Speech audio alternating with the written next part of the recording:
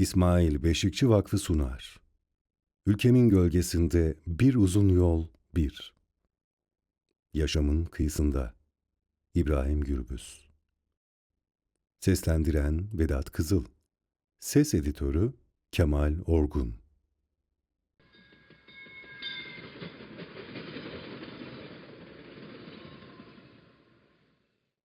8. Bölüm D.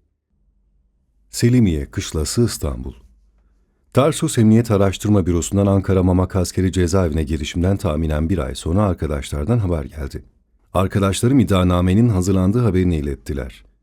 Yakında İstanbul'a götürülebileceğimi söylediler. Bunun için çok sevinçliydim. Çünkü Mamak Askeri Cezaevi, Diyarbakır Askeri Cezaevinden sonra Türkiye ve Kürdistan'ın en kötü cezaeviydi. En kötüsü de tutukluların büyük bir kısmında direnme ruhu kalmamıştı. Direnmeyi savunan ve pasif direniş yapan çok az bir kesim vardı. Bu yüzden bu karanlık yerden bir an önce gitmek istiyordum. Hakkımda 125. maddeden dava açılmıştı. Benimle ilgili verilen birkaç ifade baz alınarak dava açılmıştı ve idamla yargılanacaktım. İstanbul'a nakledileceğim günü heyecanla bekliyordum. Koğuştaydık. Asker gardiyan ismimi okudu. Hemen hazırlanmamı istedi. İstanbul'a götürüleceğimi anlamıştım. Kısa süre içinde valizimi hazırladım. Koğuştaki devrimci arkadaşlarımla tek tek tokalaşarak helalleşip ayrıldım. Belki de bir daha hiç görüşemeyecektik. Yoldaşlarımı arkada bırakmak ağır gelmişti. Sonuçta talih olmamıştım. Bir karanlıktan bir diğer karanlığa, bilinmezliğe gidiyordum. Arkadaşlarımı o cendere içinde bırakıp gitmek beni de üzmüştü. Arkadaşlarımla iyi kötü günler geçirmiştik. Herkes üzünlüydü. Ben de onları Mamak cehenneminde bıraktığım için üzüntülüydüm. Sonuçta arkadaşlarımı arkada bırakmak ağır gelmişti. Buruk bir şekilde koğuştan çıkıp gardiyanlar eşliğinde cezaevi yönetim binasının önünde beni bekleyen siyah bir minibüse bindirildim. Minibüse bindikten kısa bir süre sonra yola çıktık. Minibüste benimle birlikte 3 tutuklu, şoför dahil 5 sivil görevli vardı. Toplamda 8 kişiydik. Bizi götüren 5 kişi muhtemelen sivil polistiler. Tutuklulardan biri Ankara'da yakalanmıştı. Orada sorgulanmış ancak suç yeri İstanbul olduğu için Ankara Emniyetinden İstanbul'a götürülüyordu. İstanbul Emniyetinde tekrar sorgulanacaktı. Tutuklularla bir diyalog geliştirmeye fırsat bulamadım. Kimdiler? Hangi davadan yargılanıyorlardı? Merak ediyordum ancak polislerin yanında bunları soramazdım. Dolayısıyla kim olduklarını öğrenemedim. Hepimizde bir gerginlik vardı. Ancak bir tutuklu çok gergindi. Minibüste sessizlik hakimdi. Polisler kendi aralarında sessizce sohbet ediyorlardı. Karanlık çöktükten sonra stres ve gerginlikten olsa gerek üzerime bir ağırlık çökmüştü. Uyuyakalmıştım. Minibüs sabahın şafağında durduğunda gürültüden uyandım. Polis işaret ederek inmemi istedi. Sabah çok erkendi. Saat 5 ya da 6 sularıydı. İnmemi istedikleri yer Selimiye Kışlası'ydı. Beni görevlilere teslim ettikten sonra minibüs hareket etti. Diğer 2 tutukluyu nereye götürdüklerini bilmiyorum. Polislerden teslim alan askeri görevliler giriş kaydımı yaptıktan sonra duvar kalınlığı 2 metre olan hücreye koydular. Hücreden içeri girdikten sonra sanki bir daha hiç açılmayacak gibi demir kapıyı üzerime kilitlediler. Artık bir daha buradan çıkamayacağım hissine kapıldım. Hüseyin Aydın. Selimiye Kışlası'nın hücrelerinde hayvan bile uzun süre yaşayamazdı. Buraya genelde idam mahkumları getirilirdi. Özellikle askeri darbenin olduğu dönemde Selimiye Kışlası bu amaca hizmet ediyordu. İçeri girerken birisinin "Kim geldi?" diye seslendiğini duydum.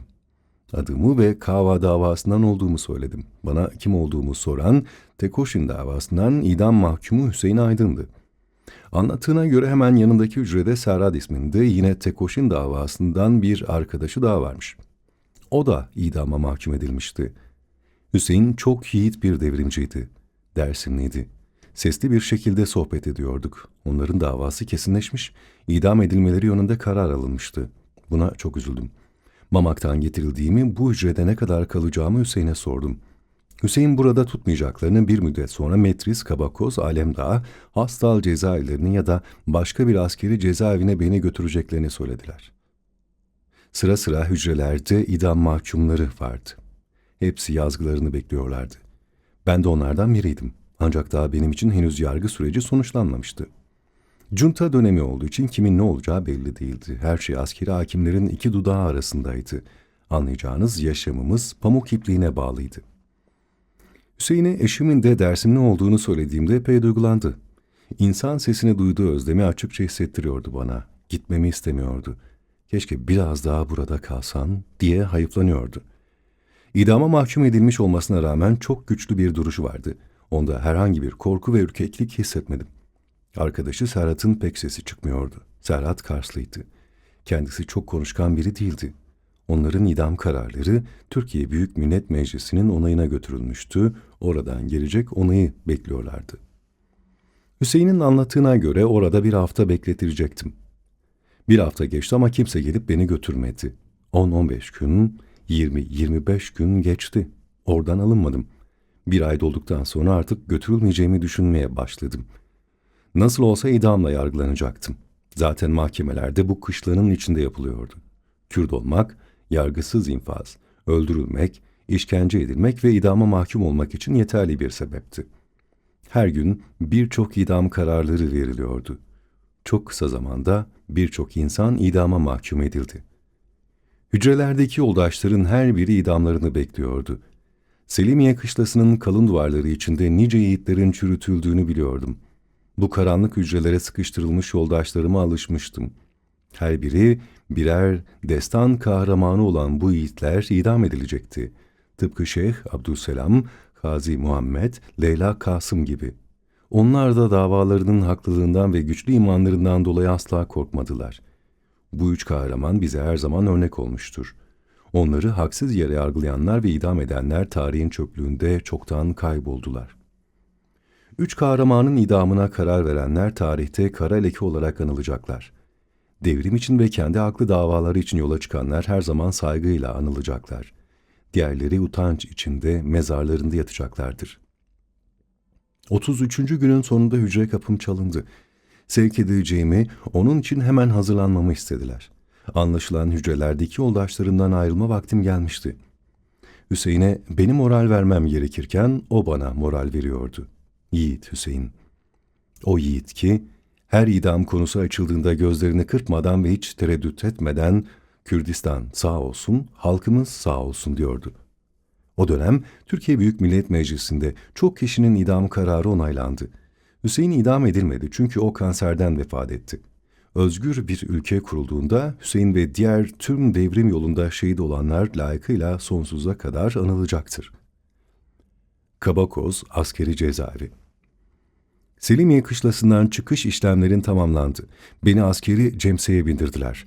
Çeşitli davalardan bir grup arkadaşla yola çıktık. Bu grubun içinde Kurtuluş davasından, o dönem çok genç olan Mardinli Kamuran Bozan ve Türkiye Devrimci Komünist Partisi davasından Erol Bektaş'ın olduğu 7 kişi daha vardı.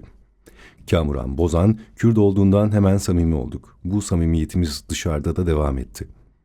Cemse yolcularını aldıktan sonra hareket etti. Beykoz'u ve ormanları geçtik. Daha önce hiç gelmediğim ve bilmediğim yerlerdi. Nerede olduğumuzu da anlamıyordum. Sonunda geldik diye hepimizi indirdiler. Cemse'deki arkadaşlar geldiğimiz yerin Kabakoz askeri cezaevi olduğunu söylediler. Cezaevi ormanın ortasında yeşillikler içerisinde bir yerdi. Kabakoz cezaevi müdürünün Mehmet isminde faşist bir yüzbaşı olduğunu duymuştum. Mamak askeri cezaeviyle kıyaslandığında İstanbul cezaevlerindeki koşulların daha iyi olduğu söyleniyordu. Başlangıçta İstanbul'daki cezaevlerinde de Mamak'taki faşist uygulamalar denenmiş fakat güçlü bir direniş karşısında geri adım atmak zorunda kalmışlardı. Bizleri mavi bereli askerler karşıladı. 2 katlı ana cezaevinden ayrı önünde büyük demir kapı olan bir yere koydular. Daha sonra buranın demir kapı olduğunu öğrendik. Bu cezaevine getirilen tutuklular önce burada tutuluyordu. Yerlere serilen battaniyelere oturduk. Elektrik ve ışık yoktu. Karanlık bir yerdi. İçerisi sadece dışarıdan sızan ışıkla belli belirsiz aydınlanıyordu. Bazı cezaevlerinde bu tür hücrelere nezarethane ya da müşahede deniliyordu. Bazı sivil cezaevlerinde de bu tür yerlere kapı altı deniliyor. Demir kapıya girdiğimizde hepimize gözdağı vermek için hemen baskı ve şiddet uygulandı. Dik duruşumuz karşısında geri adım atıldı. Orada başka birileri de vardı. İstanbul'un çeşitli yerlerinden getirilmişlerdi. Bizi buradan koğuşlara dağıtacaklardı. Demirkapı isimli bu bölüm Bamako Askeri Cezaevinde kafeslerin işlevini görüyordu. Bir hafta kadar burada tutulduk. Kabakoz Askeri Cezaevi altlı üstlü 2 kattan oluşuyordu. Alt katında bir tane büyük koğuş vardı. Aynı büyüklükte üst katta bir koğuş olduğunu sonradan öğrendim. Giriş katındaki koğuş partizan, dev yol, Marksist-Leninist Silahlı Propaganda Birliği, Türkiye İşçi ve Komünist Birliği, Dev Sol gibi örgüt militanlarının olduğu bir koğuştu. Beni de bu koğuşa verdiler. Bamako Askeri Cezaevindeki gibi bağırdı, çağırdı, cop, dayak, işkence yoktu. Ama yine de sert bir atmosfer vardı. Psikolojik baskı söz konusuydu. Kabakoz Askeri Cezaevine yerleştiğim alt koğuşta partizan komününe katıldım. Onları dışarıda da kendime daha yakın buluyordum. İbrahim Kaypakkaya'ya direnişinden dolayı saygı duyuyordum. Mamak Askeri Cezaevinde komün falan yoktu. Hep birlikte yaşıyorduk. Mamak'ta komün oluşturmanın koşulları da yoktu. Hem cezaevi yönetimi izin vermiyordu hem de mevcut koşullar buna uygun değildi. Kabakoz Askeri Cezaevine dışarıdan meyve ve sebze gibi yiyecekler geliyordu. Koşulları Mamak cezaeviyle kıyaslanamayacak düzeyde iyiydi. O dönemde partizan komününde Ali Bulut ve Hasan Kaysoy ve Devrimci Halkın Birliği'nden Hasan Mermer isimli arkadaşlar vardı. Hasan Mermer de bu komünde kalıyordu. Aramızda sohbetler ediyor, tartışıyorduk. Havalandırmaya daha iyi koşullarda çıkabiliyorduk. Artık spor da yapabiliyor, hatta top bile oynayabiliyorduk. 1 Mayıs etkinliği yaptık. O gün cezaevi yönetimiyle tutuklular arasında bir gerginlik oldu. Marksist-Leninist Silahlı Propaganda Birliği davasından Orhan Özay orada maceracı bir tavır sergiledi. O gün bu kişi boyundan büyük bir işe kalkıştı. İnsan kaldıramayacağı yükün altına girmemeli. Girdiği zaman da taşımalıdır. Boyundan büyük laf edenlerin, çok radikal ve uç söylemlerde bulunanların bir müddet sonra teslim olduklarına şahit oldum. Kaldıramayacakları yükün altına girenler ezildiler, itirafçı oldular. Bunun örnekleri çoktur. Bilinçsiz radikalizmin ardında pasifizm ve teslimiyet yatar. Bir insan böyle mangalda kül bırakmıyorsa onun ardında teslimiyet vardır. Daha sonra Orhan Özay'ı alıp götürdüler. Nitekim itirafçı oldu. MLSPB itirafçılarından birisi de buydu. Koğuşta tek başına eylem yapmak istemişti. Her şeyi sürekli itiraz ediyordu. Cezaevi yönetimine, darbeci generallere, tüm siyasilere, diğer sol örgütlere vesaire. Üstelik bunları kendi örgütü dahil kimseye danışmadan tek başına karar vererek yapmaya çalışıyordu. Aramızda hiçbir iletişim yoktu. Kendisine tek kişi kahraman görüntüsü vermek istiyordu. Cezaevlerinde tek başına yapılmaya çalışılan hiçbir eylem başarılı olamaz. Böyle eylemlerde kişi sadece kendi egosunu tatmin eder. Gereksiz ve zamansız kahramanlığın sonunun teslimiyet olduğu böylece somutlanmış oldu. Nitekim sonunda direnci kırıldı ve hiç ummadığı kadar zor durumlara düştü. Ya da söz konusu kişi iç muhasebesi sonucunda itirafçı olmak istediği için bu radikal tavrı almıştır. Sırf cezaevi yönetiminin kontrolüne gitmek için böyle bir davranış sergilemiş de olabilir. Üst koğuş ve direniş. Cezaevi yönetimi yeni bir düzenleme yapacağını söyledi. Yeni düzenleme ile birlikte bir kısmımızı yukarı koğuşa çıkarmak istiyorlardı. Yukarıdaki koğuş alt koğuştan farklıydı. Askeri yaptırımlar kısmi olarak uygulanıyordu. Askerleri komutanım demek gibi uygulamalar vardı.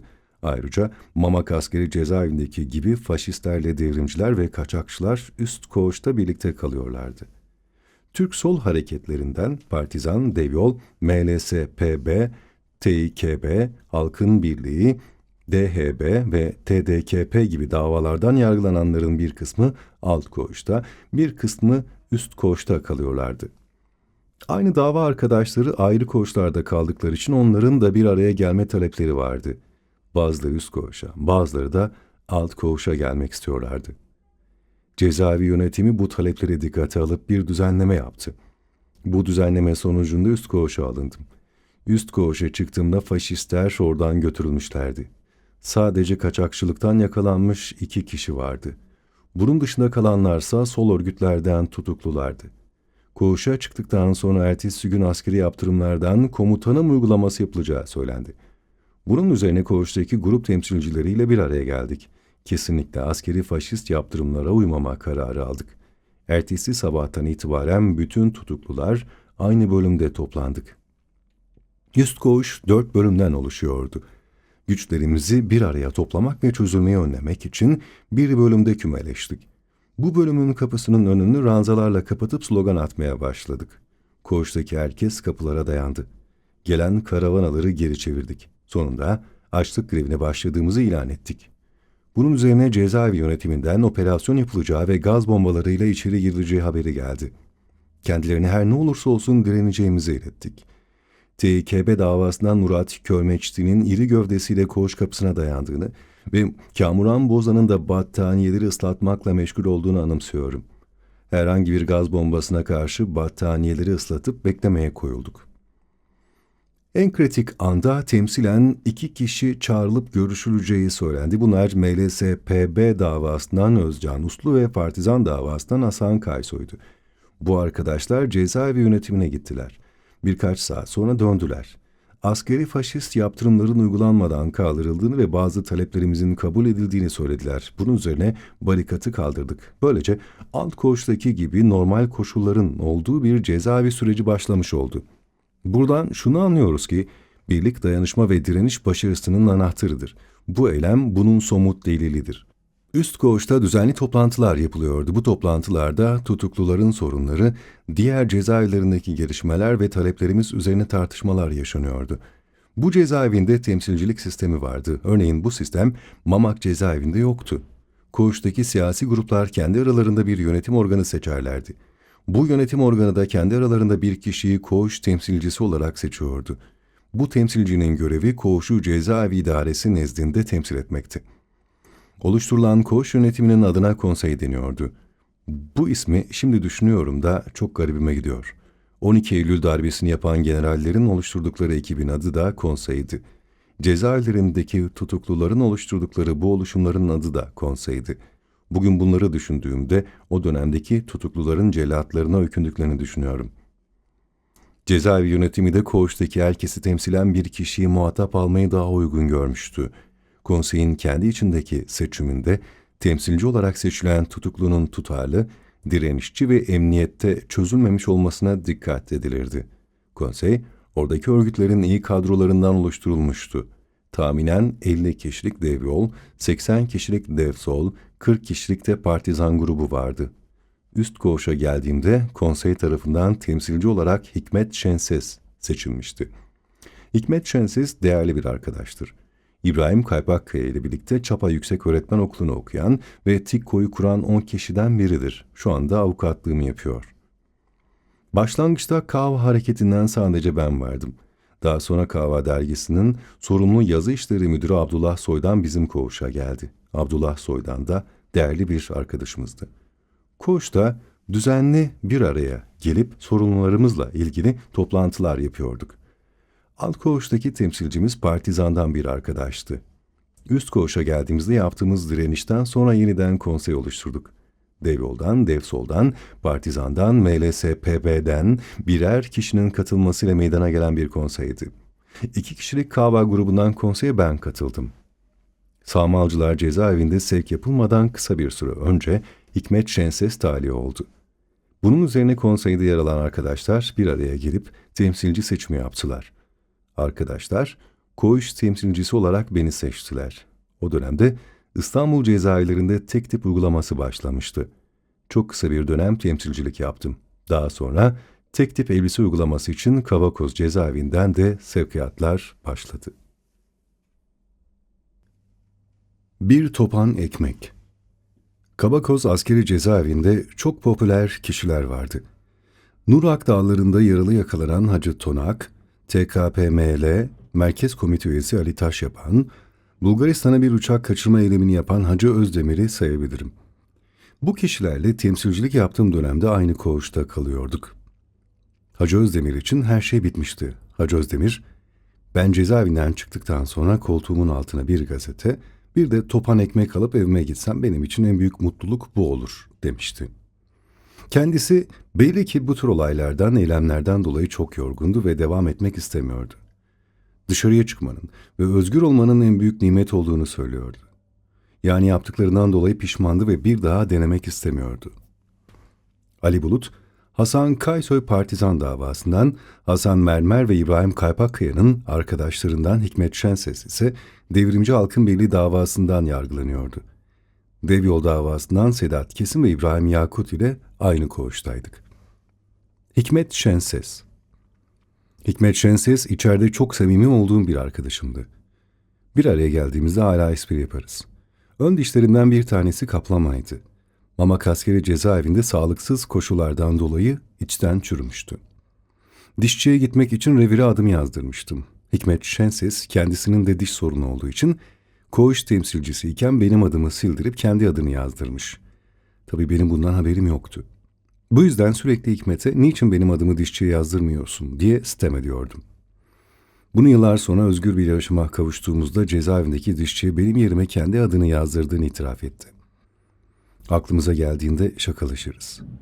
Görüştüğümüz arkadaşlara, dostlara bu olayı anlatıp kahkahalarla gülüşüyoruz.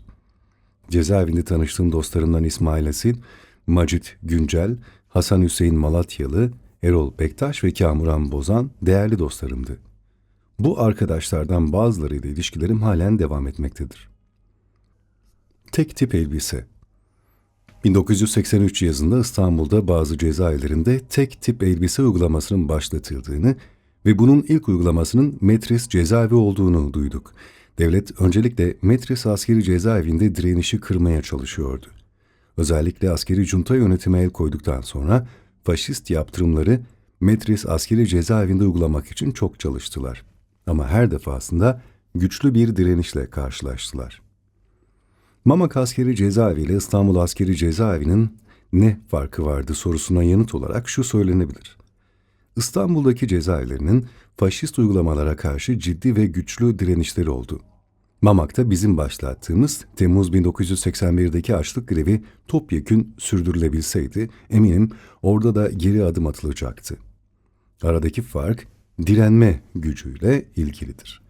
Bunu başta Diyarbakır olmak üzere Kürdistan'daki tüm cezaevleri için söylemek çok zordur. Kürtlere her zaman sömürge hukuku uygulandı. Diğer bir ifadeyle düşman hukuku uygulandı. Kürt tutuklular özel olarak en ağır, en aşağılık uygulamalara tabi tutuluyordu. Onlar öldürülebilir, kafalarına çivi çakılabilir, bok yedirilebilir, kafaları lağım çukurlarına sokulabilir, makatlarına cop sokulabilirdi. Çünkü onlar Kürttüler. Türkiye cezaevlerinde Diyarbakır cezaevinde uygulanan vahşetleri birebir uygulama şansları yoktu. Türkiye uluslararası denetimlere açıktı ve basına konu olabilirlerdi. Bir de Türk halkının kendi çocuklarına yönelik bu vahşi uygulamalara karşı nasıl bir tavır takınabileceği endişesi vardı. Yani Mamak cezaevinde istikrarlı ve güçlü bir duruş ortaya konulsaydı her şey değişebilirdi. Diyarbakır cezaevinde Mazlum Doğan'ın yaptığı eylem Türk sol örgütlerini etkileseydi sanıyorum durum farklı gelişebilirdi. İstanbul askeri cezaevlerini mamaklaştırmak için zaman zaman çeşitli girişimlerde bulunuyorlardı. Metris özellikle bir laboratuvar olarak kullanılmaya çalışıldı. Onu teslim almak için çok ciddi girişimlerde bulunuldu ama tüm girişimler ters tepti. Devlet ve cezaevi yönetimleri tek tip elbise uygulamasını Metris'te başaramayınca yeni açılan sağmalcılar hücre tipi cezaevinde uygulamaya koydular. Sultanahmet askeri cezaevinde tek tip elbise uygulamasına geçilmek istendiğini ancak arkadaşların çoğunun direndiği haberini alıyorduk. Bu nedenle Sultanahmet askeri cezaevinden sağmalcılar özel tip cezaevine bir grup arkadaşın götürüldüğünü, orada da bir direnişin olduğunu duyduk. Sonradan öğrendiğimiz kadarıyla Sultanahmet askeri cezaevinden sağmalcılar özel tip cezaevine ilk sevk edilenler arasında Rızgari davasından Nevzat Sağınıç ve Nadir Kalkavan da varmış. Fakih Hüseyin'in oğlu Nevzat Sağınıç çok değerli bir Kürt yurtseveriydi. Saygıyla anıyorum. Sağmalcılar özel tip cezaevi birer ya da üçer kişilik hücrelere göre dizayn edilmişti. Her an bizi de alıp götürebilecekleri beklentisi içindeydik. Sevk haberi bize ulaşınca neye nasıl karar vereceğimizi düşünüp tartışmaya başladık. Başlangıçta ranzalarla barikatlar kurup engellemeyi düşünenler oldu. Ama sonuçta götürülecektik. Cezaevi konseyi toplandı. Sağmalcılar cezaevinde uygulamaya konulması düşünülen tek tip elbise uygulamasına karşı direniş kararı alındı. Hiçbir arkadaşın gideceği yerde kesinlikle tek tip elbise giymeyeceği noktasında ortak bir karara vardık. Sağmalcılar özel tip cezaevine sevk.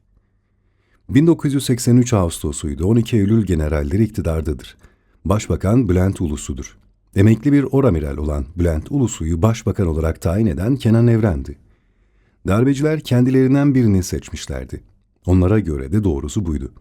12 Eylül darbecilerinin tüm kural ve uygulamaları gündemdeydi. Nihayet beklediğimiz oldu. Sevk için isimler okunmaya başlandı ve okunan ilk isim benimdi. İbrahim Gürbüz hemen hazırlansın, eşyalarını alsın, sevk edilecek diye anons edildi. Mırıldanmalardan sağmalcılar özel tip cezaevine sevk edildiğimi anladım. Eşyalarımı topladım. Koğuş temsilcisi olmamdan dolayı ilk benim ismim okunmuştu. Akabinde diğer isimler de okundu. Örgüt kadrolarının ileri gelen kişilerini çağırdılar. Partizan yolundan Mehmet Ali Bozdemir çağrıldı. Ondan sonra dev yoldan ve partizandan öne çıkan isimler okundu. Buradaki amaç şuydu. Önder niteliğinde olanlar teslim alınırsa geri kalanları teslim almak daha kolay olacaktı. Temsilci ve lider konumunda olanlara tek tip elbise giydirilirse örgütlerin üye ve sempatizanlarına giydirmek daha kolay olabilirdi. Planları buydu. Beni partizan yolundan Mehmet Ali Bozdemir'le kelepçelediler. İkimizi Cemse'ye bindirdiler. Sevk edilecek diğer arkadaşlar da ikişer ikişer kelepçelenerek Cemse'ye konuldular. Cemse'deki sayımız 20'yi bulmuştu. Bu sayı o araç için çok fazlaydı. Bu duruma tepki gösterdik. Ancak hepimizin elleri kelepçeli olduğu için maalesef bir şey yapamadık. Cemse her tarafı sarcla kaplı bir kutu gibiydi. Sadece küçük 2 tane mazgal delik vardı. O deliklerden hiç hava girmiyordu. Cehennem sıcağı ve boğulurcasına havasız bir ortam vardı. İçinde bulunduğumuz Cemse, Tarsus'taki cehennem sıcağı hücreden beterdi. Hücrede hiç olmazsa oksijen vardı ve nefes alabiliyorduk. Burada oksijen de yoktu. Her yerimizden ter boşalıyordu ama yine de Cemse içerisinde toplantı yaptık. Bu toplantıda tek tip elbise uygulamasına karşı çıkacağımızı ve direneceğimizi kararlaştırdık. Bize yönelik bir saldırı olduğunda direnme esnasında atacağımız, insanlık onuru işkenceyi yenecek ve tek tip elbise giymedik giymeyeceğiz şeklinde 2 slogan belirledik.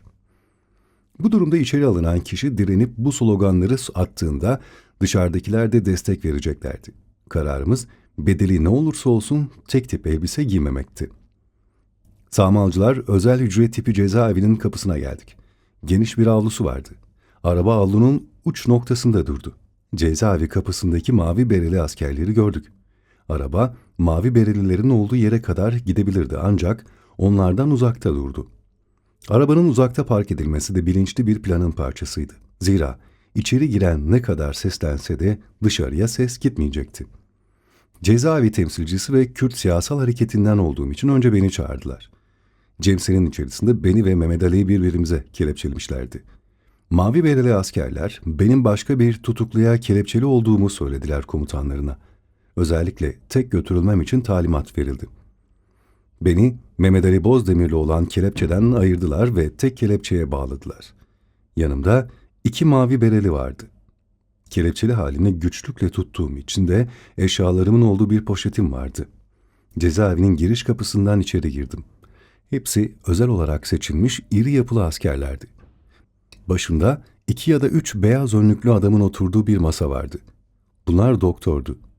Muayene edilmem için üstümü çıkarmamı istediler. Göğsümü açtım ve bir sorunumun olmadığını söyledim. Kabakoz'da yaptığım sporun da etkisiyle bayağı ete kemiğe de bürünmüş, saçım da epey uzamıştı. Normal bir insana benzemeye başlamıştım. Üstümü çıkarmamı istediler. İtiraz ettim. Bu şekilde de muayene edebileceklerini, gerekirse kan ve diğer tahlillerimin yapılabileceğini söylememe rağmen ısrarla elbiselerimi çıkarmamı istiyorlardı. Bunu istemelerinin sebebini biliyordum. Onlara tek tip elbise giymeyeceğimi, bunun için ısrar etmemelerini söyledim. Israrımda diretince mavi bereli askerler bana saldırarak ayağımı yerden kesecek şekilde havaya kaldırdılar. Havada askerlerin elinde asılıyken üzerimdeki elbiseleri çıkardılar ve yalnızca atlet külotla kaldım. Havada kaldığım için pantolonumu ve üstümü yırtarak çıkardılar. Elbisemi çıkarttıktan sonra yumru gibi oldum. İnsanlık onuru işkenceyi yenecek. Tek tip elbise giymedik giymeyeceğiz diye slogan atmaya başladım. Bu sloganı duyan diğer arkadaşlar da slogan atmaya başladı. Yani bu bir sinyaldi aslında. İlk kurşun gibi bir şeydi. Üzerimdeki elbiseleri çıkardılar ama yumru şeklinde kilitlendiğim için bana tek tip elbiseyi giydiremiyorlardı. Her bir kolumu 2'şer kişi tutarak zorla üstümü giydirdiler. Önümü de iliklemeye çalıştılar. Bir ara kolum boş kalınca önümdeki bütün düğmeleri söküp attım. Peşinden cezaevindeki tutuklulardan da sloganlar yükselmeye başladı. İşte devrimci olmak, halkını sevmek ve davaya inanmışlık buydu. Atılan sloganlar o güne kadar yaşamadığım en güzel duyguları bana yaşatıyordu. Fevkalade bir duygu sardı beni. O duyguyu anlatabilecek sözcük bulamıyorum. Hatta bu sözcükleri yazarken o günkü duyguları yaşıyorum. Benim başlattığım slogandan sonra herkes slogan atıyordu. Cezaevinde böyle bir slogan yağmuru çok heyecan vericiydi. Ortalık bu seslerden dolayı adeta inliyordu. Kabakoz askeri cezaevinden gelen grubun içinden ilk içeri alınıp tek tip elbise uygulamasına tabi tutulmak istenen tutuklu olmam ve bu uygulamaya karşı direnip diğer arkadaşlarıma ilham olmam benim içimden mutluluk ve gurur vericiydi. Hücreye giderken koridorda insanlık onuru işkenceyi yenecek, tek tip elbise giymedik giymeyeceğiz sloganlarını hep birlikte atmaya devam ettik. Bu atmosfer müthiş bir maneviyat, harika bir coşku veriyordu insana. O anı, atmosferi ve duyguyu hala unutamıyorum. Süresiz açlık grevi. Mavi bereli askerler beni zorla 3 kişilik bir hücreye attılar. Benden sonra Kabakoz askeri cezaevinden gelen Cemse de arkadaşları da aynı şekilde içeri aldılar. Bu olaylar gerçekleşirken sloganlar atılıyordu. Cezaevinde atılan sloganlar yeri göğü inletiyordu. İnsanın bu atmosfer içinde sessiz sedasız kalması mümkün değildir. Üzerimdeki tek tip elbisenin üst kısmını hücredeki çöpe attım. Sadece üzerimde atlet ve külot kaldı. Tek başımaydım. Dayak yemiş ve biraz da hırpalanmıştım. Kapının açılıp kapanmasından çıkan seslerden birilerinin geldiğini anlamış olmalıydılar ki yan hücrelerden sesler gelmeye başladı. Ranzanın üzerinde ve tüm pencerelerde sığ telle örülmüş mazgallar vardı. Pencerelerdeki mazgala yanaşıp seslendim. Kim olduğumu sordular. Kendimi tanıttım. Onlar da kendilerini tanıttılar. Cezaevi konseyi, tel ızgaradan yapılmış mazgalların sökülmesi gerektiği yönünde bir karar almıştı. Tabii bu öyle kolay sökülecek bir şey değildi. Herkes mazgalları söksün diye seslenildi. Elle parçalamak mümkün değildi. Herkes bütün gücüyle yanındaki mazgallara ayaklarıyla vurmaya başladı. Çeşitli yarıklar oluştu ama tam sökülemedi. Cezaevi yönetimi bunu duyunca operasyona başladı. Bütün hücrelere tek tek girerek bizleri ranzalarımıza kelepçelediler. Uzanıp uyuyabilecek ya da oturabilecek kadar bir imkanımız vardı. Uzun süre öyle kalmamız mümkün değildi. Tuvalet ihtiyaçlarımızı gidermemiz gerekiyordu. Bu konumda ihtiyacımızı karşılayamazdık. Resmen esir alınmıştık diyebilirim. Savaş suçlusu olan askerlerden hiçbir farkımız yoktu. Hatta daha kötüydü. Ülke demokrasiye yaklaşacağına faşist uygulamalara devam ediyordu. Tüm dünyanın gözü önünde faşist, haksız ve onursuz bir uygulamanın içindeydik ama kimse bir şey yapamıyordu. Ülkedeki aydınlar, gazeteciler, sanatçılar, akademisyenler, demokrat siyasetçiler, şairler, yazarlar bile yeterince konuşamıyorlardı. Herkesin üzerinde inanılmaz bir baskı vardı. Gazeteler kapatılıyor, yeniden açılsalar bile yaptıkları haberler darbe yanlısı oluyordu. Devletin TRT'si de her gün bizlerin aleyhine yaptığı yayınlarla halkı etkilemeye devam ediyordu. Yıllarca halkların özgürlüğü, sosyal ve ekonomik sorunları için kafa yoran bizler hapisteydik. Uğruna savaştığımız insanlar duyarsızdılar ya da en azından umursamazdılar.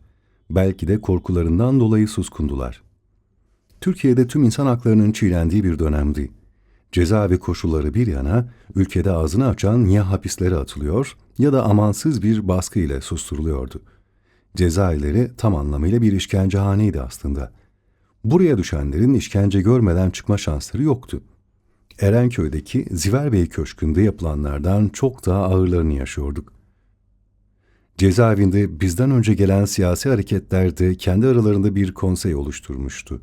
Bu konsey, süresiz dönüşümsüz açlık grevi başlatmayı uygun bulmuştu. Bu kararı mazgallardan anons ederek herkesi haberdar ettiler. Açlık grevi kararı alındıktan bir müddet sonra hepimizin kelepçelerini çözdüler. Pencerelerdeki ızgara tellerini de kaldırdılar. Hepimiz hücrelerde kalarak açlık grevine başladık. Şekerli su yoktu, sadece çeşme suyu içiyorduk. Açlık grevi bir tutuklunun en son yapacağı bir eylemdi aslında. Bedenimizi ölüme siper ederek direniyorduk. Bu yıllarda Marksist düşüncenin yoğun etkisi altında olduğumuz için devrimci önderlere öykünüyor ve onlardan şiirler okuyorduk. Özellikle Ahmet Arif'in, Nazım Hikmet'in şiirleri, devrimci enternasyonel marşlar ve büyük devrimci savaşçı Ernesto Che Guevara'nın şiirlerini söylüyorduk.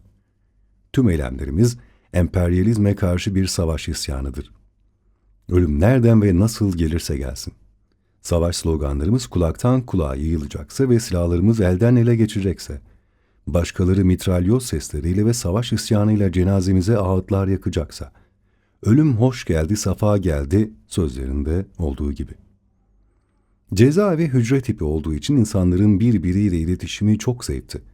Morse alfabesiyle ya da sayılarla iletişim kuruluyordu. Her harf bir rakama denk gelecek şekilde bir şifre oluşturulmuştu. Yani 22A, 33B gibi bir kodlamaydı bu. Havalandırmadan 27, 33, 44 gibi rakamlar söylenirdi. Biz söylenen rakamların hangi harflere denk geldiğini biliyorduk. Onları yazıp sonradan çözüyorduk. Bu şekilde alınan karar konusunda bilgilenmiş oluyorduk. Bu haberleşme mekanizmasını devlet de çözmeye çalışıyordu. Ancak bazı şeyler açıktan söylenebiliyordu. Tabii bir müddet sonra devlet bu şifrelemeyi çözüyordu. Bizler de şifreleri sık sık değiştiriyorduk. Önceki sayfalarda devrimcilerin çoğunun ya üniversite mezunu ya da üniversite öğrencisi olduğunu söylemiştim. Aramızda önemli üniversitelerde okumuş arkadaşlarımız vardı. Onların çeşitli konulardaki eğitimleri ve bilgileri dahilinde bu uygulamayı yapabiliyorduk. Havalandırmadan sesi gür bir kişi bağırarak 37, 49, 21, 7 nokta şeklinde bütün mesajlarını bir bloktan diğer bloğa veya bir hücreden diğer bir hücreye iletebiliyordu. Koğuşlar arasındaki sistemde de buna benzer bir şifreleme geliştirilmişti. Örgüt mensuplarının kendi arasındaki şifreleri de farklılık gösterebiliyordu. Devyol'un, Devsol'un ya da Halkın Kurtuluşu'nun şifreleri farklıydı. Peçete ya da küçük kağıtlar üzerine çok küçük ve ince ince yazılar yazılarak da haberleşiliyordu. Açlık grevinden 2 ya da 3 gün sonra doktorlar gelip bizi muayene ve kontrol etmeye başladılar. 10 gün derken 20 gün geçtiğinde açlık ve şekersizlik etkisini gösteriyordu artık. Mamak askeri cezaevinde açlık grevi deneyimim vardı. Fakat bu cezaevi yeni açıldığı için ne yazık ki burada şeker yoktu. Beyne glikoz gitmediği zaman beyin bir müddet sonra işlevini yitiriyor ve birçok hasar görüyor. Bu anlamda şekerli suyun çok büyük faydası var. Enerji ve hareket kabiliyeti veriyor insana. Bayrampaşa Özel Tip Cezaevi, Metris, Sultanahmet, Kabakoz ve diğer çeşitli cezaevlerinden tutukluların getirildiği pilot bir cezaeviydi. Tek tip elbise dayatması buradan başlatılacaktı. Hem konsey tarafından yapılan anonslarla hem de gelen doktorlar yavaş hareket edilmesi yönünde uyarılarda bulunuyorlardı. Görüş ve havalandırmaya çıkmamız yasaklanmıştı. Cezaevinde olanların dışarıya yansımasını istemiyorlardı. 20. günde ciddi bir halsizlik ve bitkinlik başladı. Bir deri bir kemik kalmıştık. Yatakta uzanarak açlık grevini devam ettiriyorduk. 25. günde kafamda keçelenme olduğunu fark ettim. Başım uyuşmuş ve karıncalanmıştı sanki. Hiçbir şey hissetmiyordum. Grevin 29. gününde bedenimde ciddi tahribatlar olduğunu anlıyordum. Daha sonra Devyol, Devsol ve TİKB'nin girdiği ölüm orucuna destek amaçlı yaptığım 38 günlük açlık grevi o kadar tahrip etmemişti. Şekerli su almadığımız için 29 günlük açlık grevi normal olarak 50-60 günlük açlık grevine denk geliyordu. Son dönemlerde cezaevi yönetimi de paniğe kapıldı. Dışarıda ailelerin de baskısıyla görüşlere izin verdiler. Annem ve ağabeyim Tire'den gelmişti. Onlara da bir biçimde haber gitmişti.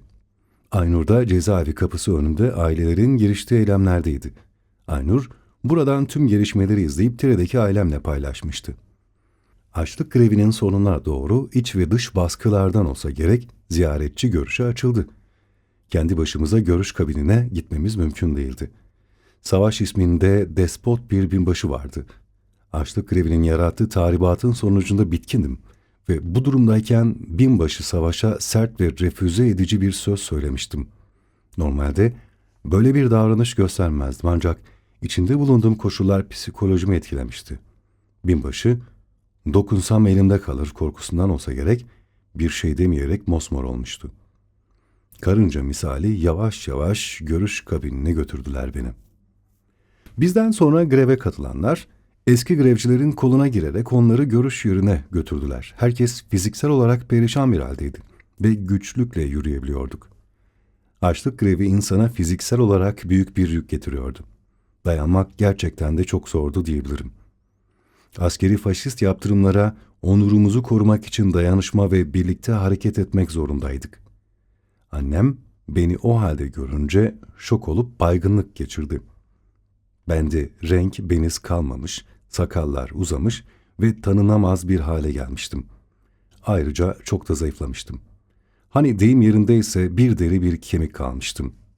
Konuşuyordum ama sesim çok cılız çıkıyordu. Anam beni haliyle tanıyamadı. Aramızda bir cam bölme vardı. Görüşmeleri cam bölmenin ardında telefonla yapıyorduk. Anneme haklı bir dava için mücadele ettiğimizi, direnmem gerektiğini ve üzülmemesini söyledim. Biz ziyaretçilerimiz de bizi teskin ve teselli etmeye çalışıyordu. Görüş alanında gidiş ve dönüş anlarımızdaki halimi de hiç unutamıyorum. Toplam yürüme mesafesi belki 200 metreydi ama biz 10-15 dakikada ancak gidebilmiştik. 29 günlük açlık grevinin hala üzerimde etkisinin olduğunu düşünüyorum. 12 Eylül öncesinde aralıksız, teklemeden ve kağıda bakmadan 2-3 saat seminer verebilirdim. Ama 29 günlük şekersiz açlık grevinin beynimi olumsuz etkilediğini hissedebiliyorum. Beyin yeterli miktarda glikoz almadığı zaman açlık grevinin ilerleyen günlerinde tüm işlevini bir yerden sonra bitirebilir. Erken bunama ve bilişsel sorunlar başlayabilir. Çoğu insanda açlık grevinin yarattığı tahribat bir yaşam boyu sürebilir. Birçok insan fiziksel olarak kendini toparlasa da uzun yıllar algılama sorunu yaşadılar. Açlık grevinden sonraki yıllarda çok ciddi bellek kaybı, unutkanlık oluştu bende. Kağıda veya notlara bağlı kalmadan yarım saat bile sunum yapmakta zorlanıyorum. Mutlaka önümde notlarımın olması gerekiyor. Buna da şükür diyorum çünkü o dönemleri yaşayan ve benim de bildiğim çok sayıda insan hepatit B'den öldü. Birçok insan kanser veya çeşitli hastalıklardan vefat etti. Birçoğu gözlerini kaybetti. Duyu organlarını kaybeden çok insan oldu. Örgütlü tutuklular tarafından oluşturulan cezaevi konseyinin toplanma şansı kalmamıştı. Ancak örgüt lider ve temsilcileri bir araya gelmiş, açlık grevinin daha fazla sakatlık ve hastalıklara sebep vermemesi için sonlandırılması gerektiğini düşünüp tartışmışlardı. Biz ise ölümüne kadar devam etmek yönünde bir inanç içinde ve direnişteydik. Özellikle Mamak cezaevinden gelmiş tutsaklar olarak şunu çok iyi biliyorduk ki, en küçük bir zayıflık teslimiyetle sonuçlanacaktı. Onun için mutlak suretle tek tip elbiseyi giymememiz gerekiyordu. Onurumuzu korumamızın tek yolu tek tip elbiseyi giymemekti. Cezaevi yönetimi bu uygulamadan vazgeçtiğini bildirmiş ve eşofmanlarımızı giyebileceğimizi kabul etmişti. Ancak normal sivil giysilerimize izin vermiyorlardı. Herkes kendi eşofmanı ile rengarenk giyinebildi. Sonuç olarak devletin yaptırımı olan tek tip elbiseyi giymedik. Bunun yanı sıra gazete, kitap ve benzeri haklarımızı da elde ettik. Açlık grevinin sonunda iyi bir beslenmeye tabi tutulmamız gerekirdi. Kontrollü ve düzenli bir beslenmeye tabi olmalıydık. Süt ve benzeri gıdaları dışarıdan getirtmemize izin verildi. 1983 yılı Ağustos'undaki açlık grevinin sonuç ve kazanımları bunlardı.